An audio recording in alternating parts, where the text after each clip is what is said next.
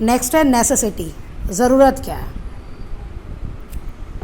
The list of function in a sense answer the question above asked. कहते हैं अब जो ज़रूरत क्या है, जो हमने ऊपर डिस्कस किया है, अभी जो पहले डिस्कस किया है बुक में, तो उसी से आंसर मिल जाता है।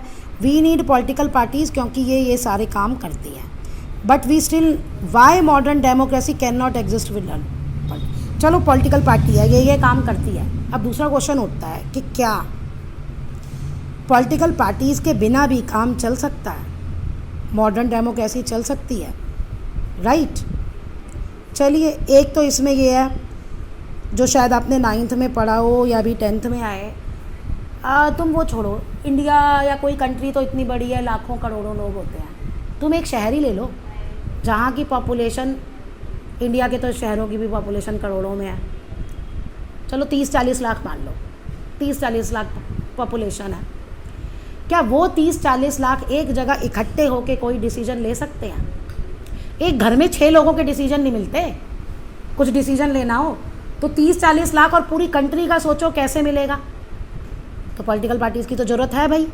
और दूसरा, चलो पॉलिटिकल पार्टीज़ नहीं है, ये तो कैंडिडेट्स की बात हो गई इलेक्शन की, कि कैंडिडेट्स हम चुनते हैं। चलो पॉलिटिकल पार्टीज़ नहीं है, तो इंडिया में जहाँ पार्लियामेंट्री सीट्स जो हैं लोकसभा की 543 हैं, अब इंडिपेंडेंट लड़ेंगे जो किसी भी उससे एग्जिस्ट नहीं करते पॉलिटिकल पार्टी से। अब ठीक है, मैं यहाँ से लड़ी, मेरी अपनी आइडियोलॉजी है, मैं अपने एरिया को बता दिया भाई मैं जीत गई तो मैं यहाँ के लिए सड़कें बनवा दूँगी, तुम्हें बिजली की दिक्कत नहीं होगी, मैं पुल बना दूँगी, ठीक है। ऐसे ही 543 सीट्स के लिए सब कैंडिडेट्स ने उसी एरियाज़ की राय रख दी ना।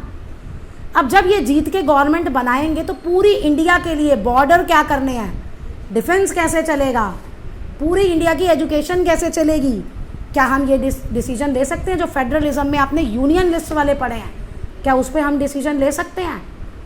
वो सारे इंडिपेंडेंट लेके लिख सकते हैं डिसीजन? नहीं। इसलिए हमें पॉलिटिकल पार्टीज़ की ज़रूरत पड़ती है। क्यों? क्योंकि वो जो पूरी इंडिया के लिए पॉलिसी बनाएंगे, वो जब इलेक्शन से पहले कैंपेनिंग करते हैं तो बता देते हैं।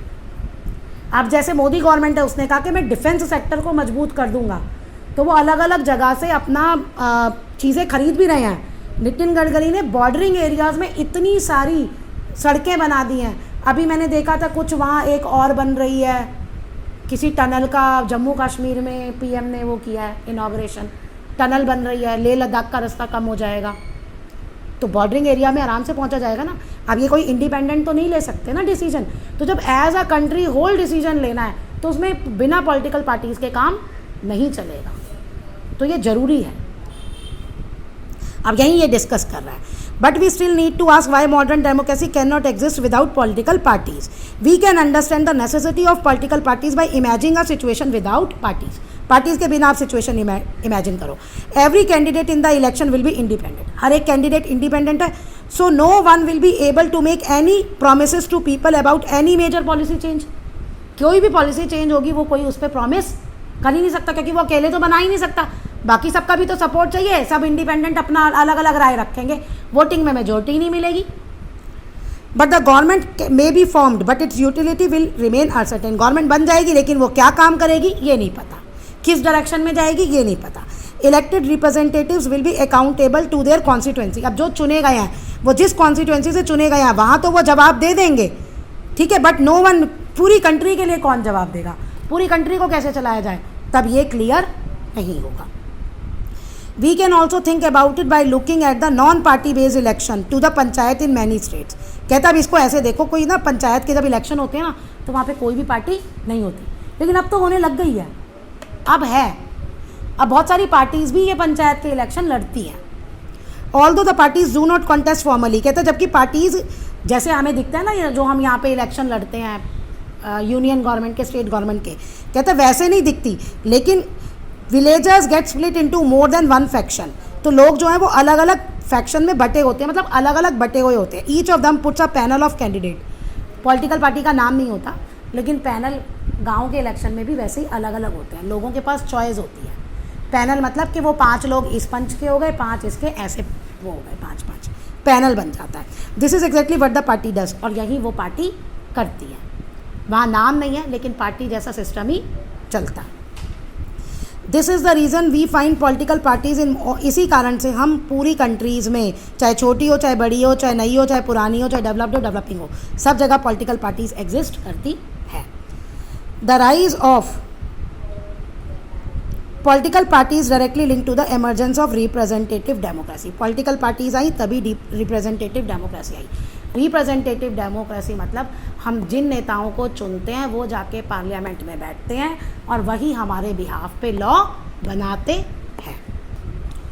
As we have seen large societies need representative democracy. कहते जैसे हम देखा सभी को, बहुत सोसाइटीज़ को रिप्रेजेंटेटिव डेमोक्रेसी की ज़रूरत है। एज सोसाइटी बिकम, क्यों? क्योंकि बहुत बड़ी हो गई है और कॉम्प्लेक्स हो गई है, तो कोई एजेंसीज चाहिए ना अलग अलग व्यू को इकट्ठा करने के लिए इश्यूज़ पे और उसको गवर्नमेंट में रिप्रेजेंट करने के लिए। और यही काम कौन करती हैं? Political parties. कहा था ना, सबका व्यू इकट्ठा कर लिया अलग अलग, उसको एक व्यू बना लिया कंबाइन, और वही लोगों को बताया पावर में आए तो हम यही करेंगे। The government need some ways to bring various representatives together. तो गवर्नमेंट को कोई एक तरीका चाहिए होता है कि जो अलग अलग रिप्रेजेंटेटिव्स हैं जिनको हमने चुना है उनको इकट्ठे लाने का, ताकि गवर्नमेंट कैसे बनेगी वो इसके लिए रिस्पॉन्सिबल हो, गवर्नमेंट क्या करेगी वो इसके लिए रिस्पॉन्सिबल हो। तो इसके लिए एक मैकेनिज्म चाहिए to support and restrain the government make policy justify oppose them. तो यानी कि मैकेनिज्म चाहिए, चाहे वो गवर्नमेंट को सपोर्ट करे चाहे वो उसके खिलाफ जाए, भाई चाहे गवर्नमेंट सही है या गवर्नमेंट बेकार है। तो ये काम कौन करता है? ये पॉलिटिकल पार्टीज ही ये काम करती हैं। जो रूलिंग पार्टी में आती हैं वो सपोर्ट करती है, जो अपोजिशन पार्टीज़ होती हैं वो अपोज करती हैं, रेस्ट्रेन करती हैं। तो वी कैन से पार्टीज़ जो है नेसेसरी कंडीशन है डेमोक्रेसी में। तो अब एक बात ध्यान रखना, why do we need political party? Why political parties are necessary in a democratic setup? Answer अलग अलग है। Why do we need political party में, पॉलिटिकल पार्टीज़ में वही पॉइंट आएंगे, और हमें क्यों पॉलिटिकल पार्टी चाहिए डेमोक्रेसी में, इसका आंसर वो आएगा कि जब इंडिपेंडेंट, अगर पॉलिटिकल पार्टी नहीं है, सब इंडिपेंडेंट लड़ेंगे तो अपनी कॉन्स्टिट्यूएंसी के लिए तो वो रिस्पॉन्सिबल है, लेकिन कंट्रीज़ के लिए वो रिस्पॉन्सिबल नहीं है। और एक यहाँ से ये वाला कि सोसाइटी बहुत लार्ज हो गई है, वही सारे सबके व्यूज़ को इकट्ठा करना, बस वही उसी का सोल्यूशन है कि भाई वो अलग अलग हो गए, काम नहीं होगा।